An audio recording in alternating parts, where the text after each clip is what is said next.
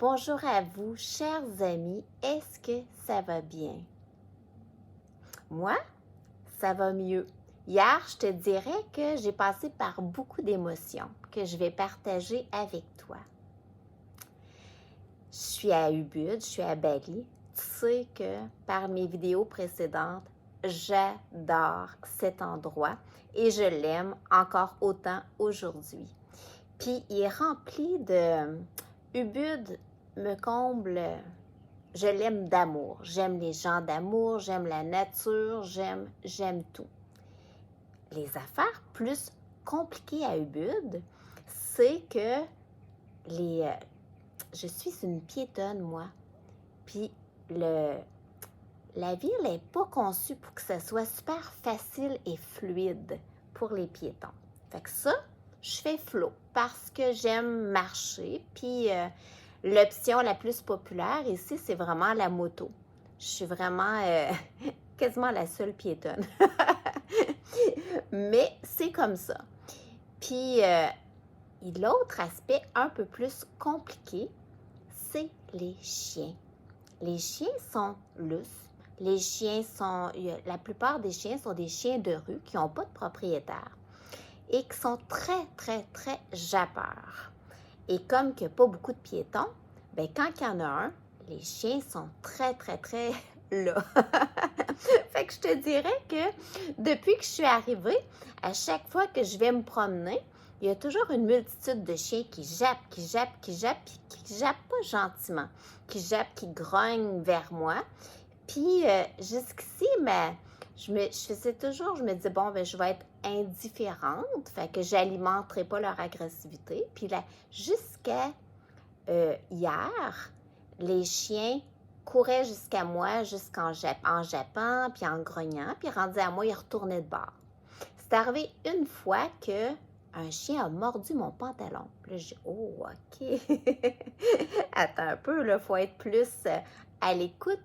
Fait que pendant quelques jours, j'ai été quand même sous l'emprise de la peur parce que j'ai pu passer dans cette rue-là. Puis après ça, je me suis dit, ben voyons donc, Thérèse, tu t'empêcheras pas de passer dans une rue. Au contraire, tu vas juste être plus à l'écoute de ne pas laisser ce chien-là rentrer dans ta bulle. Mais tu sais, le naturel est revenu, puis surtout que je l'ai plus revu, ce chien-là. Mais hier, imagine-toi que je revenais de mon dîner, je m'en venais toute relax, détendue. Oui, les chiens jappaient après moi, mais tu sais, ça fait partie de mon quotidien que je fais flot avec. Et cette fois-ci, le chien qui jappait très fort est venu et m'a mordu très fort au niveau du mollet. Mais vraiment très fort. Ça m'a vraiment surpris parce que j'étais plus indifférente, donc je ne le regardais pas, puis je ne le checkais pas tellement. Alors, en regardant, j'ai vu que ma jambe était remplie de sang, puis que le chien, il continuait d'être là, puis japper. Alors là, tu sais, puis là, les autres chiens sont venus autour, à la rescousse, puis là, tous les chiens jappaient après moi, fait que j'ai levé le ton, puis là, je les ai fait peur, sans les toucher. Puis j'ai continué ma route, mais c'était vraiment une grosse morsure. Puis ça faisait très mal, je te dirais. Alors, je suis allée cogner à la porte d'un smoothie bar pour pouvoir mettre de l'eau parce qu'il y avait beaucoup de sang. Mon pantalon était rempli de sang, puis ça coulait sur mon pied. Alors, j'ai mis de l'eau et tout ça. Et je suis revenue à la maison. Puis là, c'est sûr que je devais agir rapidement parce que ce chien-là était visiblement agressif. Il y avait quand même une bonne chance que peut-être il ait la rage. Et un chien, se faire mordre par un chien qui a la rage, eh bien, c'est 100% de probabilité. La mort est assurée. Ma vie, finalement, était en danger hier. Et ici, à Bali, de toute façon, à Ubud, en tout cas, depuis la pandémie, si tu te fais mordre par un chien, par un chat ou par un singe, eh bien, tu dois aller à l'hôpital te faire le vaccin contre la rage. Et moi, surtout, je n'avais pas ce vaccin-là. Ça ne m'a jamais passé par l'idée, quand j'ai quitté le Québec, de me faire le vaccin contre la rage. Alors, j'ai fait les démarches pour me rendre à l'hôpital Et on m'a fait le vaccin contre la rage, mais là, ma blessure était quand même grosse parce que le chien s'est rendu jusqu'à mon os. Tu sais, c'est vraiment une grosse blessure qu'il m'a fait.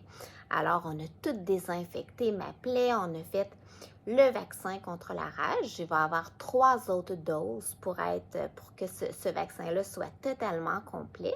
On m'a fait le vaccin contre le tétanus parce que la blessure était assez grosse. C'était pour prévenir qu'une bactérie puisse pénétrer dans ma jambe et se rendre à mon système nerveux. Mais en plus, c'est que c'était requis que je reçoive un autre vaccin qui est très rare parce qu'il est très, très, très dispendieux. Et c'est ça qui a été mon gros défi hier. C'est que le vaccin régulier que les cliniques ont, eh bien, n'était pas suffisant. Puis, il fallait que je reçoive l'autre absolument dans les 24 heures. C'est quand même très court, ça, hein, 24 heures. L'hôpital où j'étais n'avait pas ce vaccin-là parce que il est très dispendieux. Puis là, tu sais qu'avec la pandémie, Ubud, moi, je n'ai pas encore visité plusieurs endroits de Bali, mais a été très appauvri par la pandémie. Donc, ils ne peuvent pas, ce vaccin-là, finalement, presque plus personne l'avait parce qu'il est trop dispendieux à garder en stock. Fait que je me suis mis à la recherche de trouver un endroit qui avait ce fameux vaccin-là. Et vraiment, j'ai appelé, j'ai communiqué avec tous les endroits, tous les hôpitaux, les cliniques de la région. Et il n'y a plus aucun endroit qui avait ce vaccin-là, sauf un, qui n'avait pas tout à fait la bonne quantité. Il en manquait un petit peu parce que ce vaccin-là, c'est la quantité qu'on t'injecte dépend de ton poids. Fait que ça prend pour pouvoir tout rétablir ton hémoglobine pour que ton système immunitaire devienne assez fort, que tu aies assez suffisamment d'anticorps pour complètement empêcher le virus de la rage de pénétrer en toi et de faire son effet qui est mortel. Fait que c'est pour ça que ça a été une journée quand même où j'ai ressenti beaucoup de panique. Puis je suis contente de partager avec toi parce que, dans le fond, tu vois, peu importe, peut-être que ça va faire profiter mon expérience, puis qu'est-ce que j'ai appris de cette journée-là va peut-être te servir pour une autre situation dans ta vie. Fait que je te dirais que dans la journée, j'ai eu des hauts et des bas. Quand que je sentais que, oh mon Dieu, il faut vraiment que je réagisse vite, il faut que je trouve une décision, puis oh là là, je ne trouve pas d'hôpital, qu'est-ce que je vais faire? Oh là là, il faut que ça se fasse avant 24 heures, puis là, dans ce temps-là, je m'arrêtais. Je prenais le temps de respirer, de prendre du recul. Puis là, à ce moment-là, je trouvais un autre endroit où essayer de trouver un hôpital. Je trouvais d'autres informations que je ne voyais pas dans la panique. Un autre moment que, hop, OK, je m'arrête. À chaque fois, le souffle est un outil concret. Ensuite, en prenant du recul, je me suis dit, bon, est-ce qu'il y a des gens qui peuvent m'aider, m'épauler dans tout ça?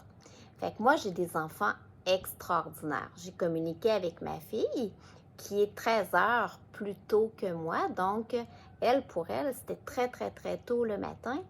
Puis, tu sais, elle a tout mis de côté, sorti du lit pour aller chercher des informations sur Info Santé, tout ça, pour que j'aie tous les outils en main pour prendre des bonnes décisions. J'aime ça, prendre des décisions éclairées. Mon garçon, lui, présentement, il est en Thaïlande. Lui, c'est presque le même heure que moi. Alors, lui, il a tout mis de côté pour trouver les informations scientifiques, les informations médicales, pour que je sache exactement c'est quoi les impacts là, sur mon corps, là, c'est quoi les problèmes qui peuvent arriver, c'est quoi les délais, c'est quoi qu'il faut faire exactement.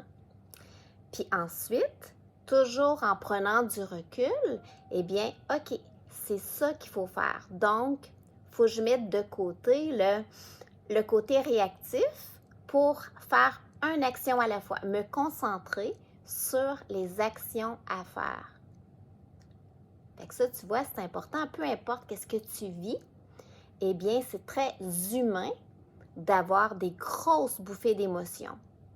Puis ensuite, sachant que c'est très humain puis que ça va arriver, eh bien, tu reviens à ton souffle, tu prends du recul. Puis là, à ce moment-là, tu regardes, est-ce qu'il y a dans ton entourage des gens qui peuvent t'élever dans cette situation-là? Pas des gens qui vont t'embarquer dans ta panique, là. Eux, tu leur parleras plus tard. Et ensuite, en prenant du recul, est-ce que tu peux voir un peu plus clair pour pouvoir prendre des décisions éclairées? OK, en prenant du recul, un coup que tu as vu plus clair, commence tout de suite à agir. Une action après l'autre. Fait que finalement, j'ai réussi à avoir l'injection en plus des autres vaccins que je t'ai parlé. On m'a aussi donné un antibiotique parce que la plaie était vraiment pas belle pour empêcher qu'elle s'infecte. Fait que ça, j'ai tout ça. Je suis consciente que j'ai tout ce qu'il me faut pour que ça se passe bien. Et je reviens dans la confiance parce que j'ai fait les actions pour. Là, je suis allée quasiment en pleine nuit parce que c'est ouvert 24 heures à la clinique pour recevoir le sérum d'hémoglobine qui était dans les options obligatoires. Fait que tu vois, je me suis pas arrêtée au fait de dire « Oh, c'était vraiment pas prévu dans mon budget cette affaire-là parce que c'est très dispendieux. » C'est là. Donc, c'est essentiel.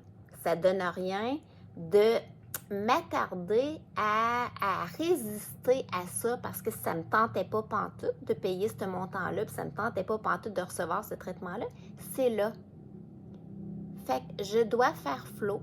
C'est là, puis je verrai plus tard pourquoi j'ai vécu ça. Parce que tout peut nous aider à grandir. Mais c'est pas pendant que tu vis ça que c'est le temps de dire « Je veux absolument comprendre qu'est-ce qui se passe. » Non, non, non. Vraiment, tu viens dans un état neutre et un coup que tu vois plus clair, par ton souffle. Tu te ramènes. Peut-être que tu vas avoir besoin de te ramener 1000 fois dans la journée. C'est tellement pas important. C'est de se ramener pour pouvoir éclaircir les idées et agir. Alors, à la clinique, je te dirais, dans les deux cas, parce que c'est deux cliniques différentes que j'ai faites, j'ai eu tellement un bon service, vraiment, là. Je reviendrai jamais assez sur le fait comment que les gens de Bali sont gentils. Fait que, même dans cette détresse-là que je vivais, je ressentais plein de gentillesse. Alors, dans cette situation-là, l'intervention que je devais, compte tenu que la quantité de sérum était juste vraiment un tout petit peu plus petit que celle requise par mon poids. Fait que pour que l'injection soit très efficace, à ce moment-là, on a injecté le sérum dans mon os. Puis, comme que la plaie saignait encore à ce moment-là, eh bien, on l'a injecté à 3 endroits différents pour que ça soit 100% efficace. Et également, pour empêcher qu'il y ait une infection qui se rajoute, on a fait ça à froid. Fait que tu peux te dire que ça veut dire que je me suis beaucoup servi. Fait que là, à ce moment-là, si ça t'arrive de vivre une situation qui est douloureuse, par exemple, tu te fais faire un tatou. C'est un bon exemple parce que aussi, pendant qu'on le fait faire, le souffle, c'est le meilleur outil. Je l'ai vraiment utilisé très fort.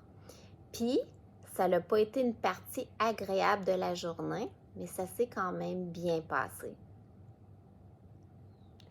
Et maintenant, je suis aujourd'hui. Je suis le lendemain. Fait que tu vois que, en partant, j'ai le choix.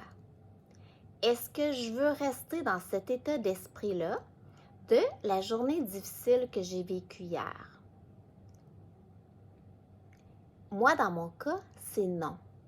Parce que la journée d'aujourd'hui, elle est unique. Elle ne se reproduira pas. Et elle va être là, peu importe mon état d'esprit. Donc, j'arrangerai rien si je reste dans soit la colère par rapport à ce chien-là, soit la colère par rapport à tout ce qui est arrivé, ou bien dans la peur, parce que je vais revenir tantôt dans la rue, je vais revoir des chiens qui vont japper. Même pour te raconter une anecdote, quand je suis revenue de la clinique, c'était en pleine nuit, j'étais toute seule dans la rue, puis il y a 3 chiens qui ont jappé en grognant vers moi. Puis, je te dirais que hier soir, ça a pris vraiment de toute ma force pour pas avoir peur à ce moment-là, parce que j'étais encore fragile de ce qui s'était passé hier. Mais, je me suis dit, OK, là, je suis consciente qu'il y a un danger. Donc, je n'entrerai pas dans l'option peur, je vais entrer dans plutôt concentration de dire « je suis là » et approchez-vous pas, j'ai une bulle. Fait que je vais faire ce qu'il faut s'il y a lieu. Le présentement, c'est ça. C'est vraiment dans le présentement. Puis ça s'est quand même très bien passé. Fait qu'aujourd'hui, j'ai décidé de passer une belle journée. Puis de apprendre. Qu'est-ce qui a été positif hier? Ça, c'est toujours une première étape quand on veut apprendre. Eh bien, moi, dans mon cas, qu'est-ce qui a été positif? J'ai été tellement entourée d'amour. Tu n'as pas idée, du début à la fin. Ma fille qui a tout mis de côté pour passer une bonne partie de sa journée à m'épauler puis à essayer de m'aider avec toutes ses ressources. Mon garçon qui a tout mis de côté, puis qui a passé aussi une partie de sa journée à essayer de m'épauler avec tellement d'amour, avec toutes ses ressources. Quand je suis allée souper, la propriétaire de ce restaurant-là, qui avait sa grosse journée dans le corps, qui a tout mis de côté pour venir me reconduire à mon logis en moto, après sa grosse journée, mais tellement comme ma meilleure amie, comme rempli d'amour. Les médecins que j'ai rencontrés, tout en étant tellement professionnels, mon Dieu, qu'ils étaient remplis de compassion. Celle qui a fait l'injection était au courant que c'était très douloureux comme intervention. Puis tu n'as pas idée comment que je sentais sa compassion qui m'épaulait tout en étant tellement professionnelle dans son intervention. Fait que j'ai été remplie d'amour toute la journée. Puis des fois, en réalité, je suis toujours remplie d'amour. Je suis entourée par des gens merveilleux. Mais des fois, on s'arrête moins, tu sais, pour voir à quel point. Puis là, cet événement-là m'a permis de voir à quel point les gens sont merveilleux avec moi. Puis comment que je suis chanceuse. Je suis vraiment remplie de gratitude aujourd'hui par tout cet amour-là que j'ai rencontré hier. Maintenant, deuxième étape, ça, ce sentiment de gratitude-là, il est vraiment cool, là. Maintenant, qu'est-ce que je peux apprendre? Eh bien, dans mon cas, c'est que je vais non pas rentrer dans la peur, parce que à chaque fois, puis ça, je vais te raconter une anecdote, j'ai déjà eu la phobie des chiens. Puis quand que j'ai une peur, moi, je veux simplement, avec amour, enlever cette peur-là, en me faisant des démarches. Fait que j'ai réussi à complètement enlever ma phobie des chiens. Donc, c'est cocasse que ce soit un chien qui m'ait mordu, mais je ne veux pas revenir dans cette réactiver une mémoire par rapport à ça. Fait que c'est pour ça qu'au contraire, je me dis, OK, c'est peut-être arrivé parce que j'étais trop insouciante. Alors que c'est important d'être conscient, en confiance et conscient. C'est très, très différent être conscient et en confiance qu'être insouciant. Donc, ce que j'ai à apprendre de cette situation-là, c'est que je vais développer la pleine conscience de ma bulle, l'espace vital que je ne veux pas que les chiens embarquent.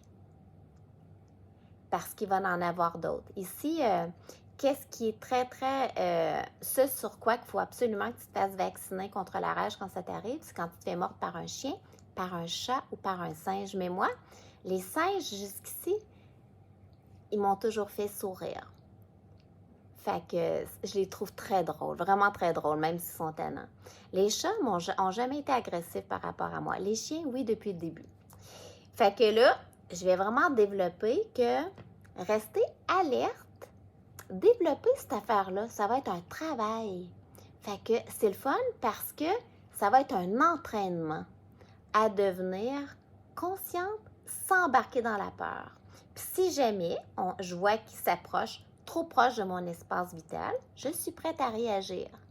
Donc, ça ne pourra plus arriver. Tu comprends-tu que peu importe la situation que tu vis, c'est pas de dire « Yes, je suis contente d'y arriver ». C'est là. Ça veut dire de ne pas être obligé de revivre cette émotion-là. Je n'ai pas le goût de revivre les émotions de panique que j'ai vécues hier. Donc, j'ai le choix. Est-ce que je les revis ou non? Je fais le choix que non. On a le choix de notre interprétation. Fait que c'est vraiment pas de fermer les yeux. Au contraire, je te dirais, c'est très courageux.